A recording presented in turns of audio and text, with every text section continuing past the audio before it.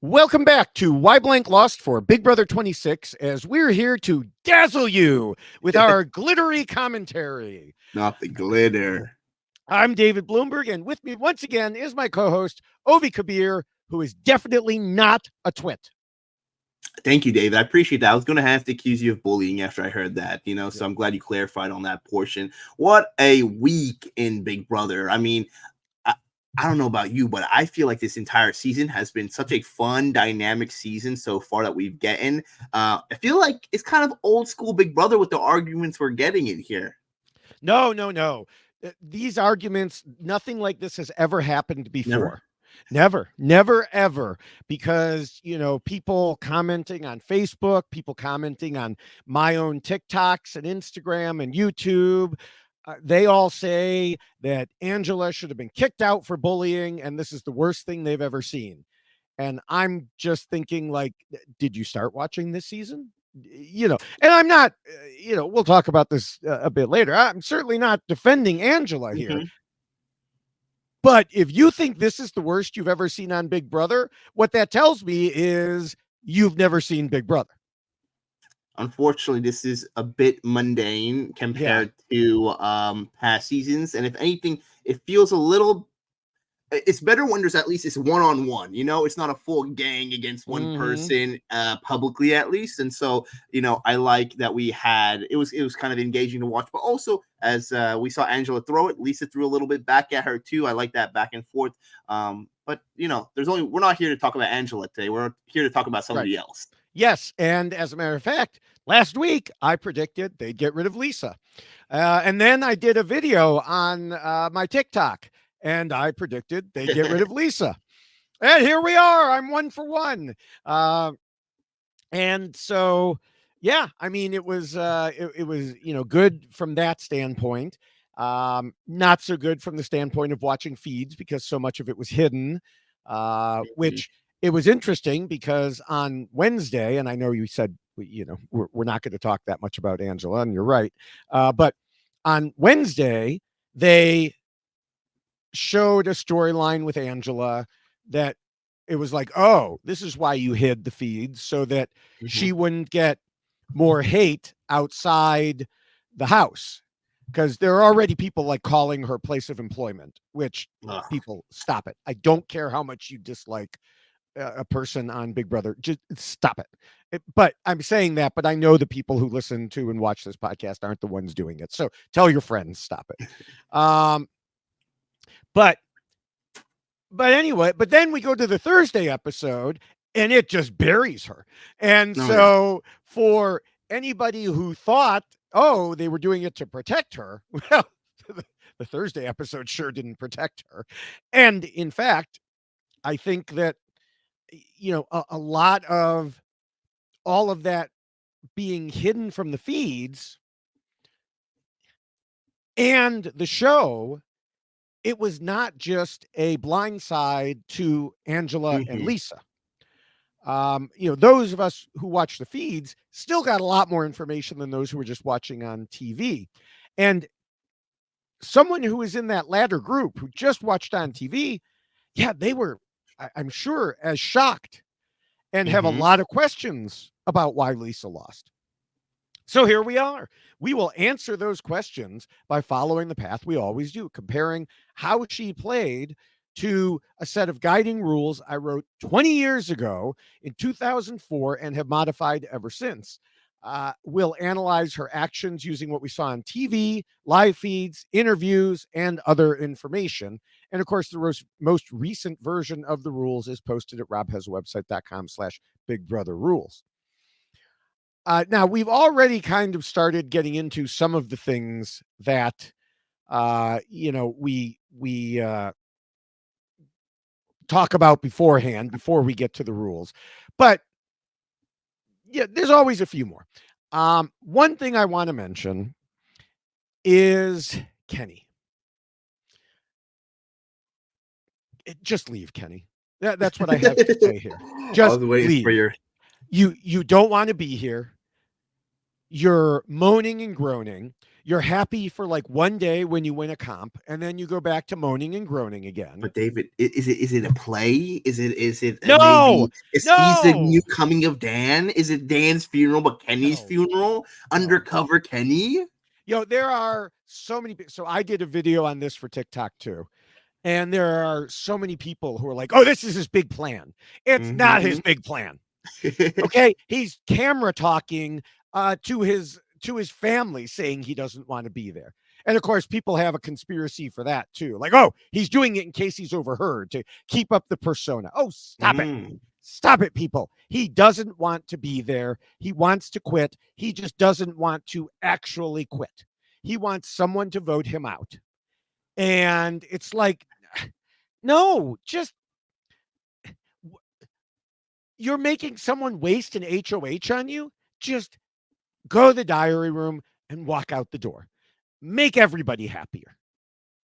I'm on along like choo choo. I'm on the train of Kenny Mastermind right here. All right. Ah, He has misted you are David. not. He has misted the players in there. He's misted everyone. All right. Kenny has a secret Morse code of certain conversations he says to his family. They know what's going on. He's right in there to win it. Okay.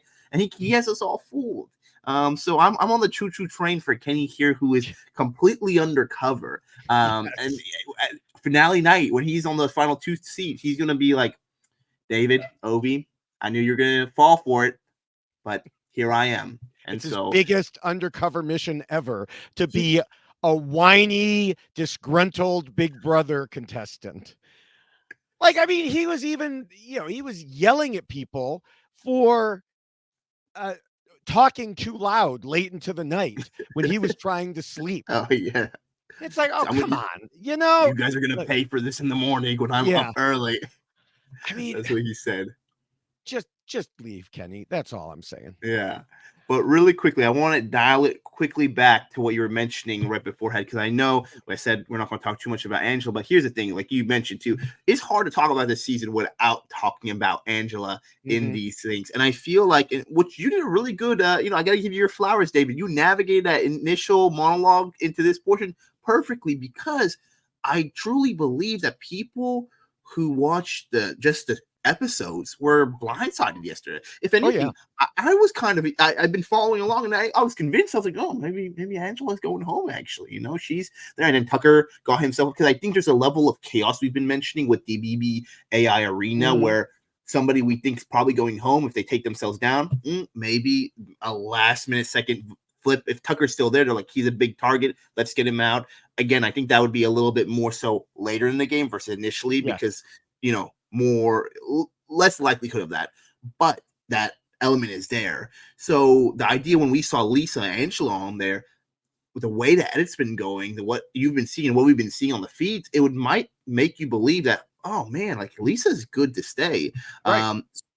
So it's a bit confused. I'm actually excited because, like we always talk about this, David and I don't compare our notes beforehand. So I'm interested to see where you think Lisa faltered to make her go home over Angela and versus, because there's certain portions where I'm like, was it circumstance? Was it Lisa? So I'm excited to break that down.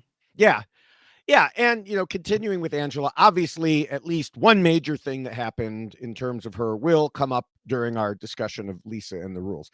But another thing that happened with Angela was her using her knowledge of Quinn's power as a kind of threat, especially after she felt that Quinn set her up to look bad to other players and viewers, and the whole situation with T-Core and others that we saw on Wednesday. And all of this goes back to the fact that there is no way Quinn should have ever told Angela or anyone else about the power so soon in the game. And now we saw he's kicking himself because he said, who could have known she'd turn out to be an emotional loose cannon? Well, nobody could have known that, Quinn, which is, again, why you don't tell people secrets before you know them. Give it a minute. He even talked about how it would haunt him for the rest of his life. And he's right. He knows the Big Brother fandom. We do not forget things. People will be bringing this up to him for many years to come. He will be getting on interviews. He will be doing podcasts. He will be showing up at watch parties, and people will be like, "Hey, look, it's the guy who told Angela everything." Hopefully not. Hopefully this will just be a small blip in Quinn's whole history of Big Brother. But no, you are completely right in that. I mean, Angela is likened to any of my Game of Thrones fans out there, House of Dragons. It's like the opposite of Littlefinger, the person who has all the secrets, but instead of keeping them to themselves, she spreads it. And somehow people go to her and tell her these secrets. And I again giving David his kudos because he did predict Lisa would be going home here. But I did throw my Hail Mary last week where I was saying that because Quinn telling Angela, there's a chance that I think in the world that Quinn will be thrown under the bus and be on the block. Didn't happen this week, but I do think the seeds of that happening have been put into the ground, and it wasn't the best decision. Yeah, I think it's possible, but so far the conversations, the few that have occurred, like when Chemo told Tucker after Angela told Tucker and Tucker didn't believe her, and then Chemo was like, "Nah, actually, she's right." Chemo was like, "But he's on our side, so that's okay." So as long as that happens, I mean, we'll talk more in the predictions at the end.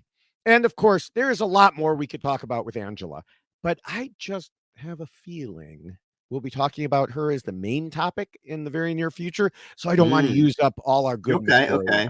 Yeah. It might be another situation with Cameron, where it is how many times do we got to try thinking we're going to write, or Jag, where we're writing out our predictions. Angela might be the person that makes it all the way. Could. Is there anything else you want to discuss about the players before we get to our next regular segment? You know what? I think I am very ready for our next segment right here. I think a lot of our viewers are too. Then it is time for Julie Chen Moonves is wrong about blank. And in this case, it's blank and blank, because once again, I have a couple items this week. First, Julie indicated to Lisa, when Lisa came out, that she was voted out because she was a bigger threat than Angela. And then Julie told Dalton Ross the same thing. She said, bottom line is the House felt Lisa was a tougher competitor to beat, so they had to evict her over Angela. No, that is not the bottom line. We've said it before. I'll say it again. Never, ever, ever ask Julie for any strategy-related answers, because she has no clue. We, on the other hand, do know, and we'll be talking about it in the next few minutes. Good caveat there. Yes. Dalton also asked Julie why people who don't win the AI arena aren't using their time to campaign to save themselves. Sorry, Dalton, that's a silly question. And Julie's answer is just plain ridiculous, because first she said she wishes she knew, and then she tried to make a guess at it, which was, well, I mean, given the name of this segment, wrong. So I will tell her. The reason they don't do it is there's no point. Now, perhaps Julie doesn't realize this, but when she's not there, this is going to blow your mind, Ovi. All these people are locked in a house together all week long. And they talk, and they talk game all week long in between her appearances. And in that talking of game, they know there are different possibilities, and they discuss them for hours and hours on end. Sounds like an exciting game. Yeah. And so when they are down to two nominees, they already know which of the two they're going to vote for, because they have talked through the different options. And Julie giving them 2 minutes to discuss it isn't going to change anything. She could give them an hour to discuss it, and it isn't going to change anything, but especially 2 minutes. This is not a surprise double eviction, which is how she's been treating it. It's an event that they planned for, and they know what they're doing. And Julie telling them to strategize now is just a silly waste of time. Just move along to the speeches. Be done with this nonsense. It's interesting because, I agree to an extent on this one. I do think as the game goes later, because I don't know if they finalized when BB Arena will be gone. I imagine they have not told us. I'm thinking probably by pre-jury. I'd be very surprised if it goes past that. But I think maybe as the numbers shrink more and more, there might be a little bit more autonomy or ability for a player to make a last minute switch, just because some people would want to talk about like the options of both the options, because they don't want to make an enemy yet. When it's the alliances are smaller, less people there. So maybe her saying that down the line could be somewhat true, but in Lisa's situation, it isn't. I mean, I think it's never going to be true, because they will already talk about that. There was a live feed scene, which I have set up to go into my TikTok, maybe right after we're done recording, but where Quinn is talking to Mackenzie, or no, I'm sorry, talking to Brooklyn, and they even discuss how they enjoy the AI arena, because they can say, oh yeah, you have my vote. Of course you have my vote.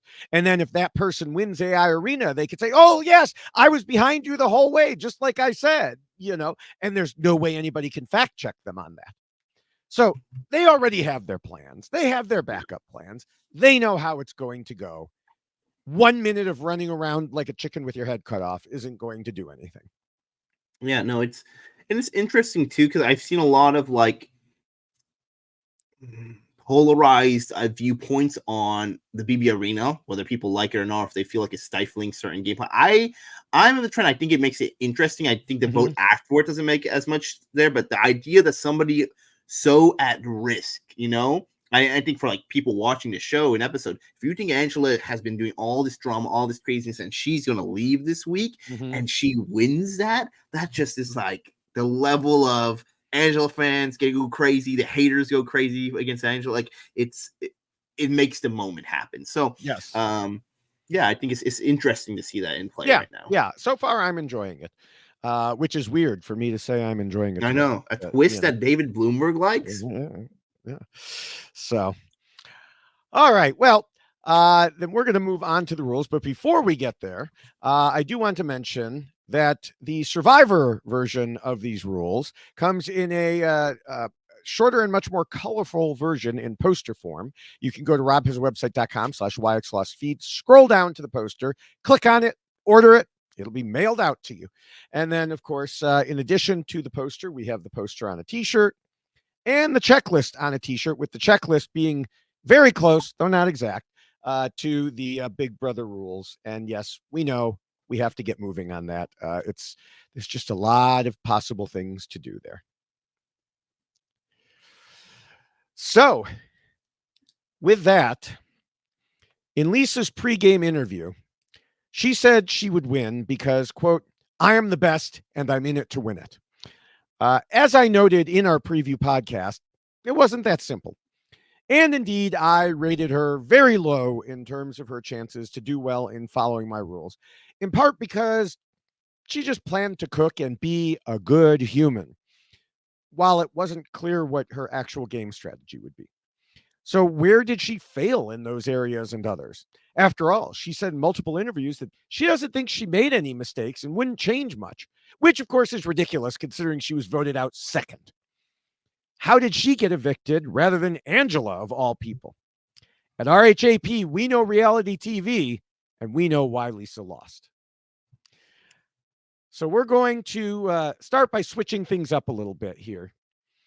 I know it's just the second podcast of the season, but we're going to start with the fifth rule, which says players need to pretend to be nice and play the social game. Because while not all of Lisa's problems stemmed from her performance in this rule, an awful lot of them did. And yeah, I know the eviction episode made it seem like Angela started everything between her and Lisa, and that Lisa was almost some sort of innocent victim. That's not quite the way it happened. As Chemo told Angela after she called Lisa a twit multiple times, Angela could have handled it differently. But that doesn't absolve Lisa, because although it wasn't shown on TV, Lisa said in the first week to Angela that it would compromise her integrity to be associated with Angela both inside and outside the house. And now the two of them didn't speak for almost 2 weeks. So is it any wonder that Angela was pissed at her? I think anyone would be in that situation. Yeah, I mean, it's interesting because I think we talked about this with Matt last season. where sometimes not Matt last season, Matt this season, excuse me. When he went home, it was interesting because it's some portions of your own doings, your cast, Angela being in power. I think, unfortunately, Lisa is a very nice person, and she has a lot of good qualities in her. I don't think it's the cast that sent her home in this essence. You put Lisa on any other cast, she's probably going home because of the same things. And so it's not because she went against Angela. It's truly number 5. I mean, that's portion of it. She went against a wrecking ball that wasn't stopping there. Angela also knew she needed to make her targets big. She needs to put it on somebody else and try to just put as much dirt as she can on them.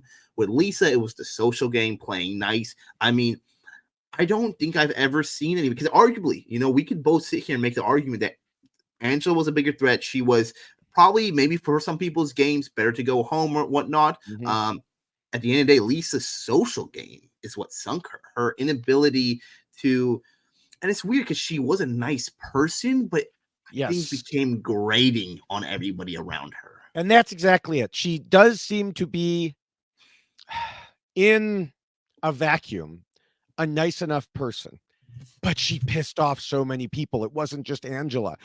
She had a terrible social game. And it started out from the very first few moments in the house when Tucker was introducing himself and she jumped in to interrupt when he mentioned he's a chef. She couldn't let him have that one moment. Other house guests later talked about it on the feeds. Like, that is your moment to introduce yourself. And she jumped in and took that from him. And so that immediately, of course, made an enemy out of Tucker. And, it just continued from there. She told Mike Bloom she always thought it was friendly banter with Tucker when they talked about who had the best cooking. And that was clearly a misread on her part. And of course, it didn't stop there. She had her edible glitter, which she felt the need to spread everywhere, no matter how many times people told her no. 4 different people mentioned her glitter in their goodbye messages. For example, as the problems that she had, Lisa made breakfast on Joseph's birthday this week. Which, by the way, if you didn't watch the feeds, yes, it was Joseph's birthday. That's why they were wearing tiny party hats sometimes. They didn't explain it anywhere on the show. So that's the Big Brother fandom for you, though. They don't even blink at people walking around in funny hats. Okay. But anyway, she made breakfast and said out loud to us on live feeds, it's a day for edible glitter. And even acknowledged some people don't like it, but they can deal with it because it's his birthday. This is just such bad social gameplay for no reason. It's so difficult because I don't know. It's almost like it felt like a character in a sitcom. It's like where there's a laugh track behind it, that they're being so oblivious to certain of these true social cues that people aren't liking it. And comparative to many other casts, this cast is to people's surprise, but a kinder cast than many others, where they're really just trying to, not make it anything more than just game. They have issues. They'll talk about it. People are trying to give her the benefit of the doubt, maybe other than Tucker, because he was very put off by her.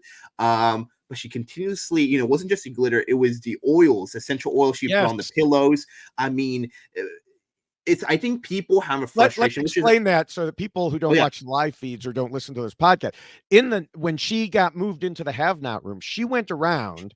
I mean, she spritzed things everywhere, but then she specifically rubbed essential oils into the pillowcases where people are going to be putting their faces. Yes, of other people's beds. Stop it.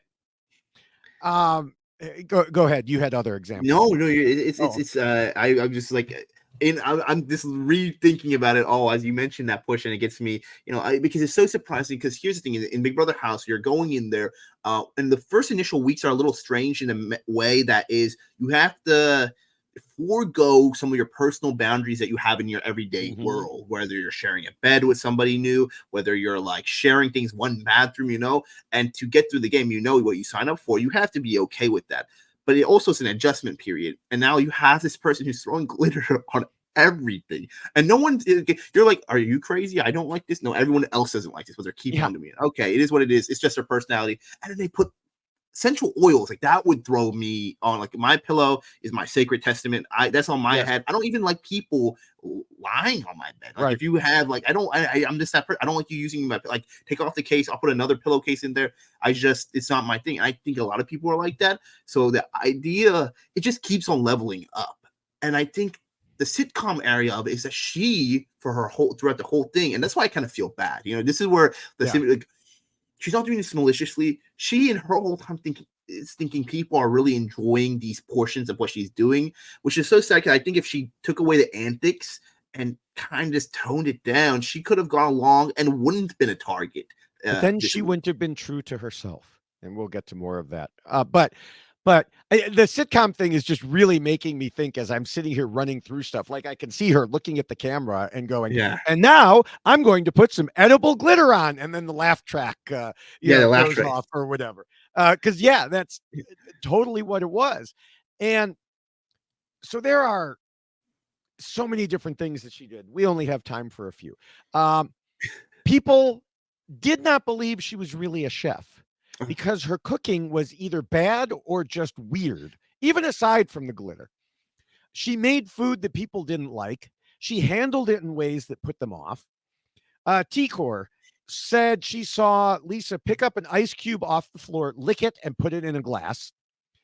Tucker said she sticks her fingers into the olive jar, eats olives, and then later pours the olives into a bowl for other people after she's been sticking her fingers in. And, all of these things just add up. And like you said, it's like, oh, am I the only one annoyed? No, you're annoyed too. Okay. They were literally, there was a group in the HOH room talking through her annoyances of the day. And so I know many TV viewers wonder, how could the house guests want to keep Angela with the way she acted? But the TV viewers don't know about everything Lisa did. Yeah, and it's again, like, it's so unfortunate because those type of things, whether they're always true or not, when one thing starts, it starts to boulder up, and when there's already some tendencies that everyone universally can find grating, Lisa became that person. And I think here's a difficulty, especially when you're cooking in the Big Brother house. You have so many people from different backgrounds, so many different tastes and palates. I worry that, I'm not saying her food. I imagine she's a celebrity. She's probably a good cook, a great chef outside of here or there. She might not be able to. The thing she was cooking might be different to people's palates there. And that was one thing. Like Brooklyn in her goodbye message. I mean, she was joking, but she said, "As soon as you told me no butter, that was it. You were dead." Yeah, or something to that effect. And I mean, it's healthier not to use butter. She's right, but you're not here to force your health ideas on these other players if they don't want you to. It's one of those things. It's a catch-22, right? It's a double-edged sword where some people we've seen in the past, their cooking has kept them in the house at a point where people are like, we really like them, we vibe them. But if they don't enjoy your cooking in any shape or form, it turns the whole bank, because because it's one of those things, like when somebody offers you food, especially in the Big Brother house, it's such a bad taste to be like, I don't want to eat this. I'm not going to eat what you made me, especially those initial weeks. You're going to eat it probably, or just, play. So that person continually tries to persist in doing that. For your own self-preservation, I got to get him out. I got to get him out. So, yeah. And the thing is, Lisa, I know she's just now out of the house, but she still doesn't really get it. When Mike Bloom asked her about some of the things she did, she said, perception in the Big Brother house is everything. And the things that make me a professional vibe curator are my vibes, the essence, the zen, as well as the edible glitter. So if those signature things didn't land in the house, they definitely do in the real world. Perception is a crazy concept in the house. Anything can be seen through the Big Brother lens. So I'm not quite sure where that disconnect happened. I was authentically myself throughout the whole time. And it's funny that she doesn't know where the disconnect happened, because she literally described it in that answer I just quoted. She wasn't in the real world. She was in the Big Brother house. She knows perception is different there, but she didn't do anything to change the perception of her. She wanted to be her authentic self, but her authentic self was annoying the hell out of people. It doesn't matter if her clients think edible glitter or essential oil or her vibes are the greatest thing in the world. She wasn't with her clients or others who specifically choose to be in her company. She was with a wide variety of other personalities who did not choose to be with her, and she didn't adjust to that at all. Yeah, I mean, I I think she's probably really wonderful and the authentic person outside of the house. Probably a very fun person to be around for those moments. But kind of like when you travel with your best friend, when you go on a trip, sometimes Mhm. don't room with your best friend in college. They always say, and when you take a trip, there's people you might love, but when you trip with them, you might hate them by the end of it because when you're around people 24/7, there's certain tendencies they'll do that you don't have to deal with or live with, and that's no Right. exactly reflection of that person. It's just you guys don't vibe right. So in the Big Brother house, all her tendencies, her authentic self that she was showing, just didn't vibe with the people there. So Yeah. because of this, her social game, this rule number 5, and that's what we're talking about at first, is truly the major thing that sunk her game. Yeah.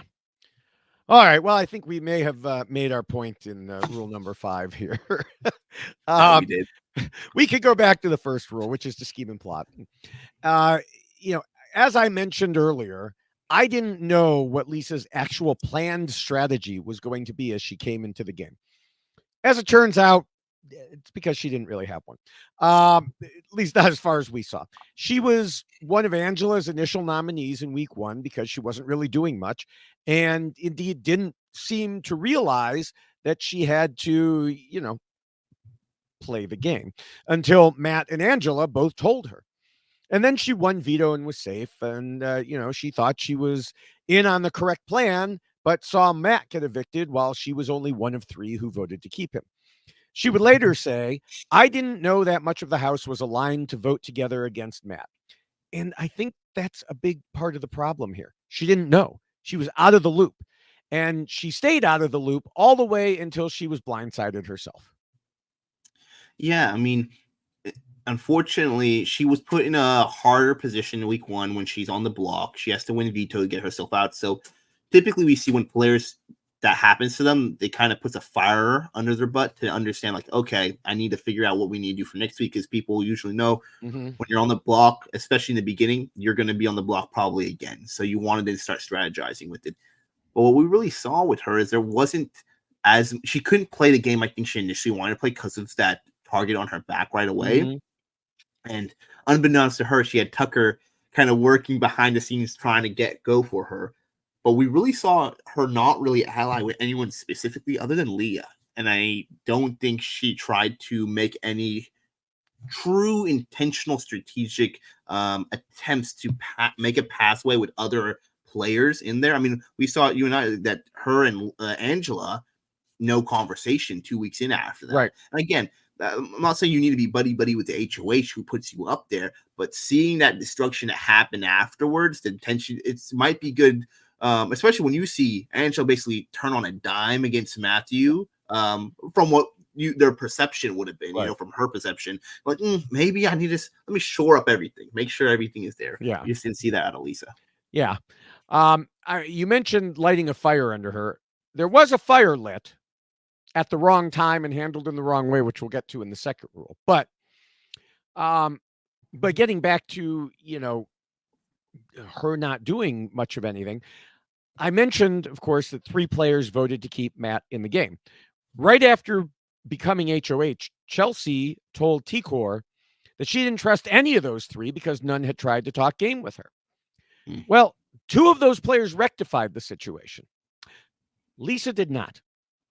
Indeed, the one time she said she lied this week was by insisting that she had not voted to keep Matt. Since Mackenzie and Leah basically did admit it, this made Lisa an obvious liar, and players looked for other lies that she must have been telling. For example, we saw Tucker on Thursday's episode going through his whole routine of telling her, I can tell when you're lying, even when we knew she wasn't lying about the power, the superpower issue. But the problem was her one lie was just such a bad lie. Yeah. And because of it, people didn't trust her, even on the most basic and non-game related things like doubting she was actually a chef. She barely schemed, and her one attempt to do so was too obvious. But even today, as she did her interviews, she told Sharon Tharp that she stood by that decision because she didn't want people to doubt any words that were coming out of her mouth. She doesn't realize that lying so obviously was what made people doubt the other words that were coming out of her mouth. It just takes one bad lie in any type of relationship, right? Friendship, romantic relationships, especially in the Big Brother too, that makes you start to look back with hindsight and like, how true is this? It puts a little smirk and makes things blurry. Yeah. And unfortunately, with Lisa, when she lied about something like that quite badly, and also for very little gain, it did not work in her favor. And so, and this comes back to her ability of not having really anyone to scheme and plot with outside of Leah, even though that relationship was very one-sided. It seemed like even Leah entertained bits and pieces of it. She had no ability at that point to kind of work from there after she sunk her ship. Yeah, and even when she was nominated this time, she was still playing overcautiously. She even asked Chelsea at one point if it was okay if someone else won the veto and wanted to take her down, would that be okay with Chelsea? Like, really? You're asking permission to lobby to get someone to keep you safe? I'm sorry, but that's insane. Now, it obviously didn't matter, but, then fast forward to Wednesday when we saw her on live feeds, and I want to give credit to Hamster Watch for noting in a tweet that she told Kenny, "I'm not trying to talk too much game right now." And Hamster Watch was like, "You're on the block on a Wednesday and you don't want to talk too much game?" I think there's nothing more that people kick themselves. And, I say it from my own experience, right? Like, when you think you're going home, or if you're on the block in any state, like, you want to throw everything against the wall. It doesn't matter if you're not, you just want to throw it all just to try, And so, because I remember when I was on the block going home without that twist, you see the writing on your walls in so many ways and pieces that you start campaigning your butt off. You're scared you're going to lose it. So I think I've talked to other people too. The worst feeling is like, yes, there's going home, but going home with a blind side, knowing that you really didn't put everything out there, because when you go home and like you've campaigned every single person you've talked to them, you've put it all out there. It's when you play a basketball game or whatever competition you might compete in, right? You put it all on the field, the court. You're like, at the end of the day, I did my best. I can't beat the 6'4" person who's going to dunk on me, in this situation for Lisa, she didn't put it all out there. She was holding her cards and thinking that would be work for her when it didn't. Right. All right, well, we could move on to the second rule, which says not to scheme and plot too much and to keep your scheming secret. And it might seem like we won't have much to say here since we just talked about Lisa not scheming enough. But one thing that I referenced when we talked about the discussion of the first week, because I was saving it for now, was that after Matt and Angela instructed her on the need to scheme, she swung the pendulum too much in the other direction, campaigned to everyone in the house to the point that she went from being someone nobody wanted to target to possibly being the target in week 1 if she hadn't won veto. She was holding one-on-one conversations like she was the HOH or something. And that kind of or something, that really got people looking at her more closely because some of them started to feel like she must have one of the secret upgrade powers, because why else would she be acting like that? Now, we, of course, knew she didn't, but she only got worse after winning veto and becoming safe. Like, she was just acting in a certain way, kind of like on Survivor when someone gets an immunity idol and they start walking around being like, acting like, oh, I'm all safe. And she was doing that even though she didn't have immunity. Yeah, it's the pendulum truly swung the other way. And like I said before, but there's a time and place for this when you're campaigning, and having the idea of backing off, talking to your alliance members and finding what's the right way to get it. I think there's a little of a it's tough dynamic this season too, because you have the BB arena there, so you have 3 people there, you have 2 chances to basically get yourself off and on. So I think some people might feel a little overconfident even on the block. I mean, I think that was for Tucker this week, I think a horrible decision horrible decision for Tucker to go on the block. I mean, yes, it worked out this week, but it's one of those things. Now he's always on the block. He's been on the block. It could be an excuse to put him back on. He's a pawn there. And if one of them win, the thing, and Tucker's right there, he made somebody upset a few hours beforehand, he could go home. So it's strange to be so reliant on the BB arena, and I wonder if that is making people hesitant in there, and maybe made her think that she doesn't need to, from her viewpoint this week, over strategize and over puff. But yeah, this week alone, she did not do that. Yeah. All right. Well, the third rule talks about the need to be flexible. So I'm pretty sure I know how you're going to answer this, but how do you think Lisa did in terms of her obvious flexibility? Yeah, I don't. I think the most flexible thing she was able to do was like find every room and every corner to put like edible glitter in. Like there was no portion that wasn't like, she was going all around with that, and which is a shame because again, it's one of those things where, right, like you are cast on the show with a certain personality, and you have to put that personality and rank it up to 200 to 300%. They say true to yourselves, but we always say double yourself for casting and things like that. Go into the house. Now you got to turn that down, not all the way to 100%, but probably to 50 to 20%, and because of this, it was the issue that I don't even know if she was in. Okay, first of all, she wasn't flexible in the game. Let's get that out of the way. I think that's pretty clear. But I don't know if it was an inability to be flexible or not the understanding that she needs to be flexible right now. I think it's both. I don't think flexibility is in her arsenal. We talked about it in the fifth rule. You just mentioned it again. She kept pushing that damn edible glitter. It even openly acknowledged that some people didn't like it, but she was going to do it anyway. And it was just one symptom of her insisting on doing Lisa things, no matter what anyone else thought. It's just Lisa doing Lisa things. Like you said, put the laugh track behind it. It's clear that she didn't consider what other people thought in most cases. And she seemed somewhat oblivious to the opinions others held of her and only cared about being herself, even as she said she understood perceptions could be different.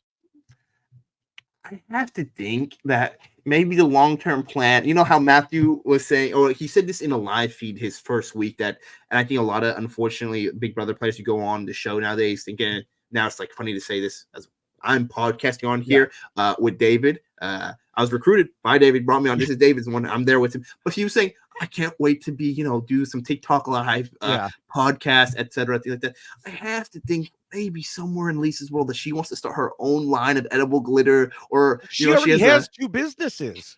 I mean, she promoted them in every interview. Let me tell you, one of them is like, well, I'm not going to mention it. She can mention it herself, but she has two businesses. David said no free promos. Yeah, on here. Exactly. But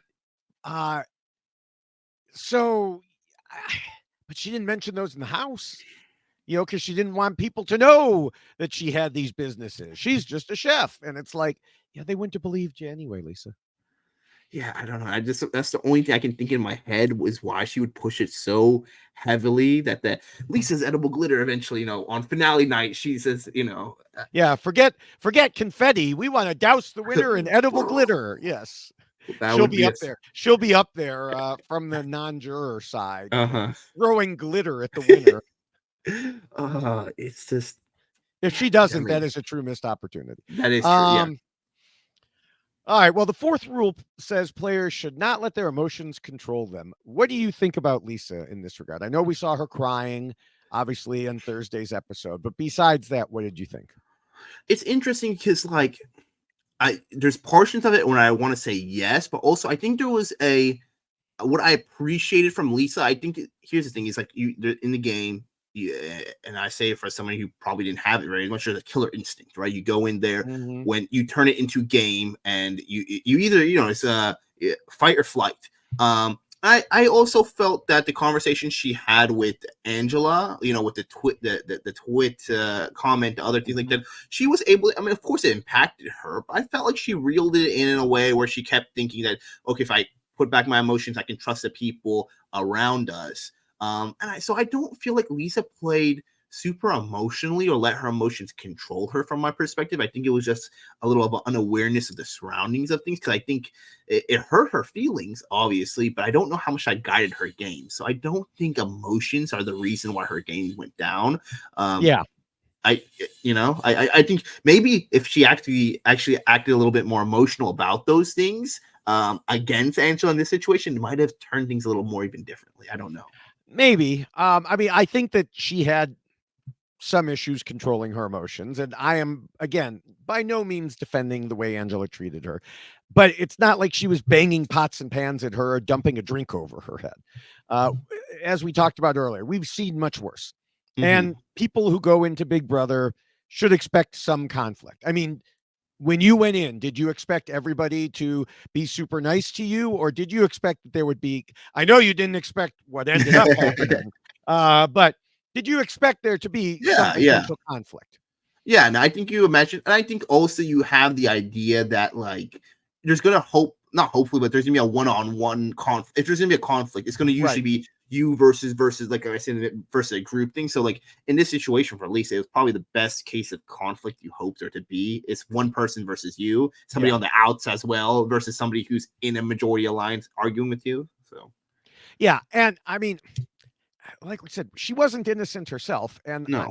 I'm sorry, but being called a twit of all things should not send a grown adult into a crying fit when you're playing this game. And we heard, at least one person comment to that effect. It was funny because Andy Herron was on Twitter, and he is known, of course, for sharing his opinions on Twitter. And he was like, "Really? You cried over that? Just call her name back. Twit isn't that bad." Um, I but love me, Andy, but yeah, also, he's had a different experience on his season as yes, well. yes, With his level of what they all had to take on might be yeah, a little different than yeah, their that's bar for might be a sure. little different than what it is. Yeah. But like you said, did it contribute much to her losing? Probably not. I No, think it yeah, was just a symptom of a situation that started when she cut all ties with Angela and therefore eliminated possible avenues in the game. yeah. No, All right. Well, we already talked about the fifth rule, of course, so we can go mhm. to the sixth, which warns against being too much of a threat. And I've already said earlier that Julie was wrong to say that this was the bottom line reason Lisa was voted out. However, it did, like so many other things, contribute. Was she more of a comp threat than Angela? Sure. They seemed to think so, and they attributed Angela's HOH win to luck while giving Lisa a bit more credit. But even with that in mind, it's not like she was targeted for being a comp beast. They didn't nominate her because she was a comp beast. She was better than Angela. And no offense to Angela, but that's not exactly a high bar to set. Angela has more wins than some people in this house, both her That and is Lisa. true. So, That is true. um, what I will say though, I think with the threat level, I think it's actually this rule is somewhat accurate. No, I shouldn't say somewhat. I think it's accurate for Lisa in this instance because a couple of reasons. We always say your threat level doesn't matter comparatively to the house; it's who you're on the block with, right? Once you Against get Angela, nominated. yeah, once you Yes. get nominated, yes. So there was that instance. I think Lisa probably was a little bit more threatening across the board. But I also think too is that perceived threat, and specifically, and whether it's conscious, unconscious, Tucker Mhm. saw her as a huge threat where he Right. convinced himself and other people when they actually kind of already knew it wasn't her, but they still almost believed that she had a power. And Right. also this idea he thought she was coming for him because of the Cook comments, all these different things like that, which I think again, I wish we could get like a mega reel of Lisa, and it might be out there, of saying all the things to Tucker and her thinking like, "Oh, we're having a great camaraderie. This is a good friend. We'll be great." And they're like, "She's after me. She's trying to Yeah. take my ploy." Like it was so lost in translation here that Tucker thought she was an enemy number one. And I've never seen somebody. Actually, we've seen it before, but it's almost ironic to see somebody go so hard against somebody else without them Mhm. even knowing it. A Um, and the funny thing is we did discuss somewhat in the, preview podcast. I mean, we were kind of joking about it, but we said, "Oh, 2 of them that wanna use this cooking oh yeah, strategy yeah. to their advantage," and, it turned out to be, to happen. See, we're even more accurate than we know. We're Uh, just making predictions here and there. yeah. So, yeah, the thing is about this the secret power idea, We already discussed how her lie about the Matt vote made people more Mm-hmm. suspicious about her in general. And sure, they were all wrong, but it was the way she acted that led them to that incorrect conclusion. And so, everyone thought there must be a reason for it. Now, in her case, the reason is she's a little delulu, but they interpreted it as feeling secure because of a power. Yeah. But there's two things going on here. One, like we said, this was after she was nominated, comparing Mm-hmm. her to Angela, who's more of a danger. But Chelsea had Lisa as a target from the start. Mm-hmm. So you can't only compare her to Angela when she was in fact compared to the whole house to even be nominated to begin with. And then second, even after Tucker found out Lisa didn't have a power, it did not change his plan to get rid of her. Oh, yeah. Which again shows that her being a supposed threat was not the primary reason. No, it wasn't. It wasn't, but I think this last reason, I'm curious to think, do you feel like this one is, I think we can agree our first reason, social game, that was the thing that tanked her, but I think arguably this next rule might be the second most reason she went home too. I mean, the seventh rule says to trust almost nobody. And allow me to quote from Lisa's post-eviction interview with Julie. No one was really speaking the truth to me, which is really shocking. And she also said the house fully agreed that they would evict Angela this week. And that was discussed with me. It just seemed that Lisa was so shocked that people would lie to her face on Big Brother. She even told Sharon Tharp that she didn't think anybody was lying when she talked to them on Big Brother. It's so tough, because it's so tough that I feel she truly was so unaware with the way the game was going from all this stuff that she was doing that really rubbed people the wrong way. And I think what's most shocking to her is this everyone blindsiding her, that she the idea that no one could like her authentic self in the Big Brother house. It just comes a sideline to her. That's why we saw.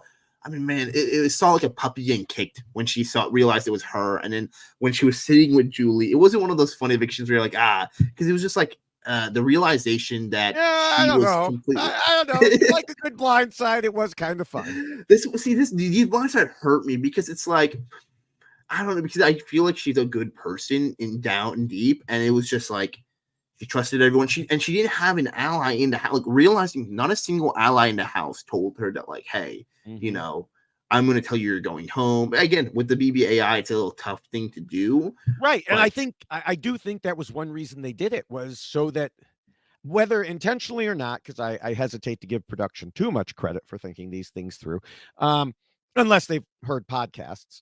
But yeah, you really can't whisper to someone, by the way, you're going. Yeah. Because then what happens if they win BBAI and they come back to you and they're like, excuse me, what were you saying about me going? Yeah. So it's more likely to be a blindside because of that. Yeah, it's tough because the more I think about it too, it puts people on the block. Yes, it gives them an advantage, but a super big disadvantage because they can't do any coalition building in there because no person wants to sneak out their neck for somebody to get somebody else home if they stay there, So, yeah, she was in a troublesome situation. If anything, the BBAI arena was her best shot to stay in the house. Oh, it was. In general, because it gave her another shot there. But I mean, she really. And with an interview, she said, I thought I had 8 votes to stay. I thought I was here, and she didn't. All right, well, it's about time to wrap things up. So what are your final thoughts about Lisa? Man, I think sometimes you go home because of the cast around you. Sometimes you go home because of factors out of your control, twists, and sometimes you go home because your own actions. And sometimes they're not even game related, truly. That was Lisa. She was a pure example of how you really need to come into the Big Brother house and not play this level of social game. From her glitter to her essential oils, to even the cooking. It's one of those things where if Lisa truly did none of that, there's a chance that she literally would have been able to just kind of go through the house and be safe. But that's not who Lisa is, because that's not who she was cast to be either. Lisa is this very bubbly person who wants to be around everyone, show her skills, and I love that for her, and I hope that, and it seems like it has met her great success outside of Big Brother house, did not happen inside this Big Brother house. I hope she can take in this experience and find the joy in it rather than the negative parts of it. But truly the biggest sinking of her ship was the social game element. And just, I think for anybody, this is somebody who tried cooking cookies for people in the Big Brother house. There's a lot of people who've been trying to cook people in the Big Brother house. Just don't do it. If we can learn anything from Lisa and me, just try to do something other than cook for people in the house, and you'll find a better way to stay in there. Well, Julie can talk about Lisa being a threat, and maybe Lisa even believes it, but it's simply untrue. More likely to win comps than Angela? Sure, probably, but so what? That was only an issue after she was already nominated.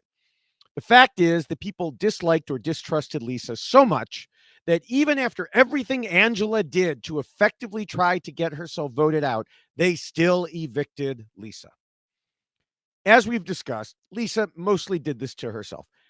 No, she didn't actually have a secret power, but the way she acted made people think she did. Her adamant refusal to admit how she voted the first time caused a loss of trust with people who knew better, and it made them suspect her of even more nefarious things. Her overall behavior had annoyed people and created rifts right from the first few minutes of the game.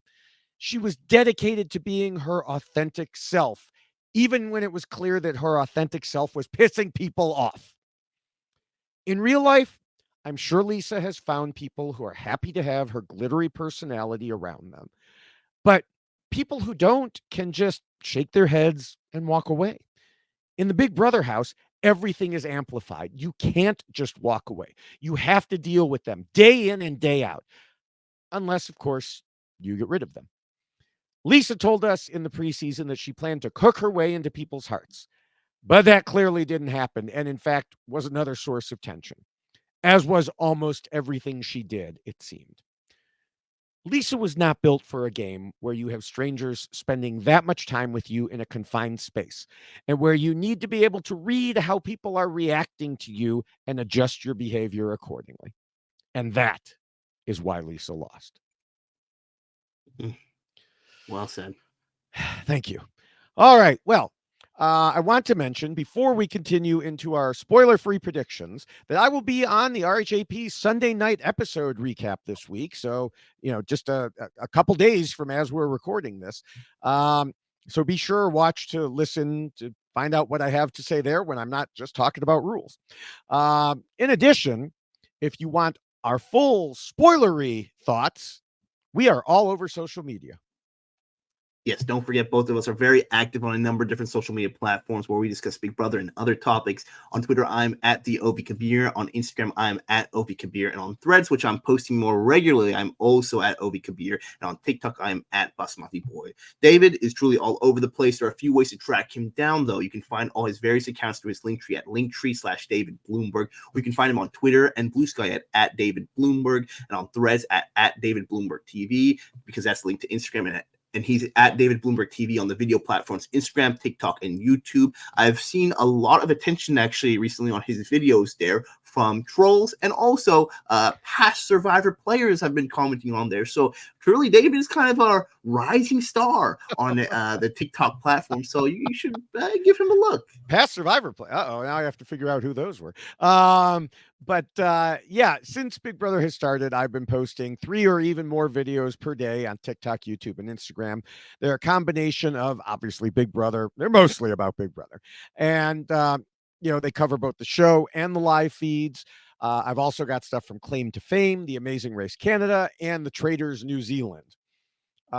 Speaking of the Traders New Zealand, I am still co-hosting the Tradar podcast to recap and analyze the 2 episodes each week. You can find the Tradar, spelled TRAIDAR, on your usual podcast host or as audio on YouTube. And the finale for that is coming up. So, predictions. And as I mentioned, our predictions are spoiler free.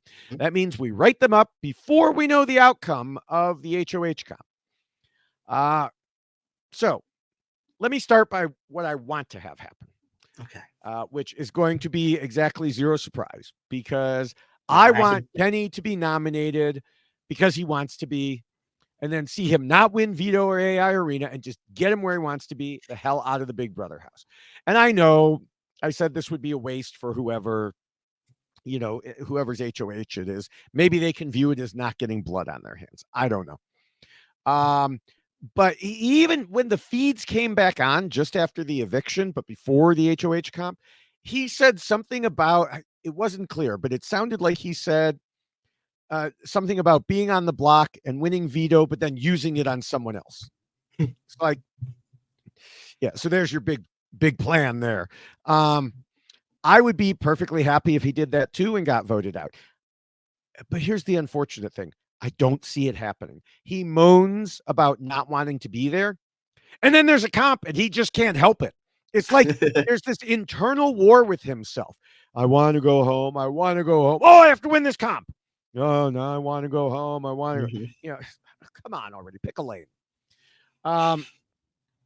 Anyway, no matter who wins HOH, so I still think he'll be nominee unless he happens to win HOH. No matter who wins HOH, I think another one will be Angela because she's Angela. And this time, I do believe she will be the actual target. It will be interesting to see how long her joy and thankfulness lasts from her surprising non-eviction and how long it'll take for her usual paranoia to return.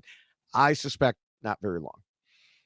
The third nominee will depend on who wins HOH. I'm going to say it'll be Leah because several players have been annoyed at her showmance behavior. But in the end, I don't think she'll have anything to worry about. So with all that said, I think it's time for Angela to go. That's why I didn't want to say too much at the top of the podcast because, my prediction is we'll be talking about her a lot next week. As Chelsea said to us on Thursday's episode, she wanted to get rid of both Angela and Lisa this week. And there have been discussions looking ahead to next week already, saying they get rid of whoever wasn't evicted this week. And I think that's what'll happen. So bye, Angela. Interesting. It's funny because we do these things spoiler free. I have taken an extra step in this week. I haven't even checked any of the Twitter updates. I have no clue who has won HOH at this point even. So we are on the same track, very similarly, but I'm going to throw my Hail Mary like I love to do. I think we're going to see some form of Kenny and Angela for sure up there. I also think with the BB arena, we don't really see people be put on pawns to get backdoored. I think people are just putting them straight up on there because they have to put 3 people there. If you put somebody else anyways, and means you have to basically nominate 4 people, potentially 5 people, etc. So those 2, Angela and Kenny, and then I think we're going to see a combination of these are the 3 people I think that are at risk. We have Tucker potentially on there. We have Chemo, and then we have I'm forgetting my names. And Quinn. Those 3 right there. Mm-hmm. I think this is a weird one because without Angela and Kenny are the easy targets to go home, and it's kind of an easy one to get with. But now you have to put somebody on there who's like, oh, this might be a little riskier because we're losing people who we know are definite people the house wants out. I think Angela's going to find a way to stay there. I think it's either going to be Quinn/Tucker who might find themselves in trouble because of Quinn's power, or Tucker. They're seeing. I think we might want to see a shot be taken at one of these people. So there's a chance there again with the veto with the BB arena. Mm-hmm. Both Kenny and Angela could find themselves safe. I don't think Leah, but we'll see. All right. So who's the actual prediction? I'm going Quinn. I'm going Quinn as my third person. Again, you're going to keep predicting Quinn.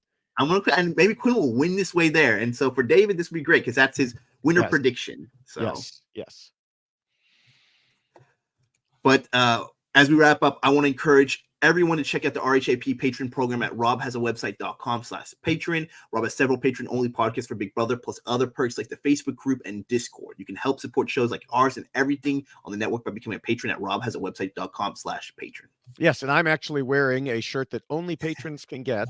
It is the Rob Eras shirt. I believe it's still available to Love it. patrons, but only patrons can get this. So that's another perk here.